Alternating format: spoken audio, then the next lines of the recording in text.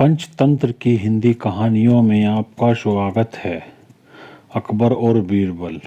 आज का शीर्षक ईश्वर अच्छा ही करता है। बीरबल एक ईमानदार तथा धर्मप्रिय व्यक्ति था। वह प्रतिदिन ईश्वर की आराधना बिना नांगा किए करता था। इससे उसे नैतिक व मानसिक बल प्राप्त होता था।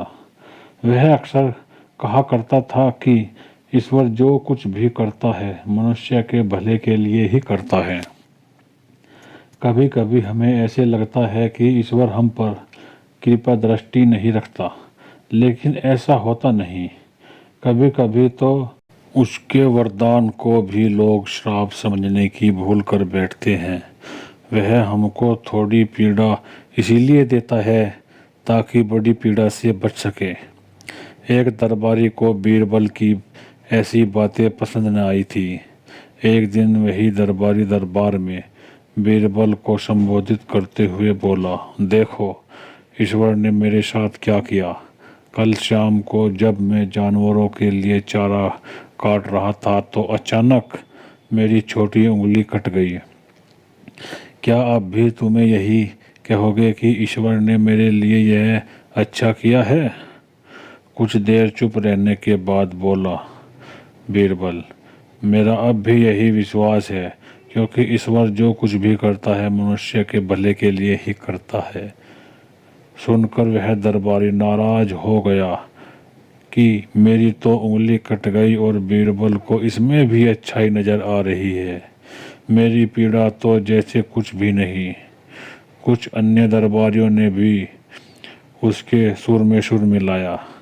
तभी बीच में हस्तक्षेप करते हुए बादशाह अकबर बोले, बीरबल, हम भी अल्लाह पर भरोसा करते हैं, लेकिन यहाँ तुम्हारी बात से सहमत नहीं है।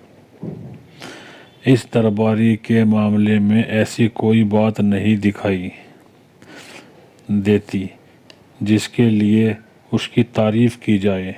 बीरबल मुस्कुराते हुए बोला, ठीक है जहाँपनाह, समय ही बताएगा। अब 3 महीने बीत चुके थे। वह दरबारी जिसकी उंगली कट गई थी घने जंगल में शिकार खेलने निकला हुआ था। एक हिरन का पीछा करते वह भटककर आदिवासियों के हाथों में जा पड़ा था।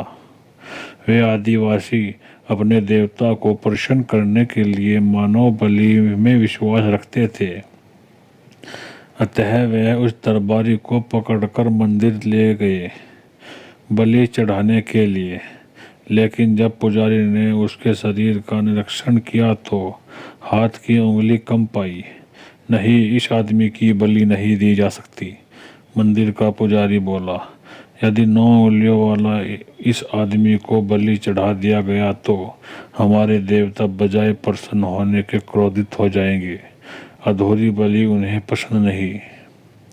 हमें महामारी, बाढ़ व सूखे का प्रकोप झेलना पड़ सकता है, इसीलिए इसे छोड़ देना ही ठीक होगा। और उस दरबारी को मुक्त कर दिया। अगले दिन वह दरबारी दरबार में बीरबल के पास आकर रोने लगा। तभी बादशाह भी दरबार में आ पहुंचे और उस दरबारी को बीरबल के सामने रोता देखकर हैरान रह गए। तुम्हें क्या हुआ है? रो क्यों रहे हो? अकबर ने सवाल किया। जवाब में उस दरबारी ने अपनी आप बीती विस्तार से कह सुनाई। वह बोला, अब मुझे विश्वास हो गया है कि ईश्वर जो कुछ भी करता है मनुष्य के भले के लिए ही करता है।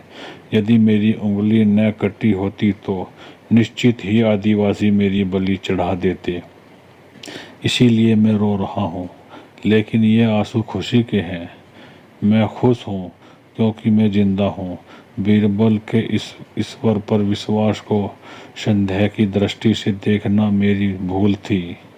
अकबर ने मंद मंद मुस्कुराते हुए दरबारियों की ओर देखा, जो सिर झुकाए चुपचाप खड़े थे। अकबर को गर्व महसूस हो रहा था कि बीरबल जैसा बुद्धिमान उसके दरबारियों में से एक है।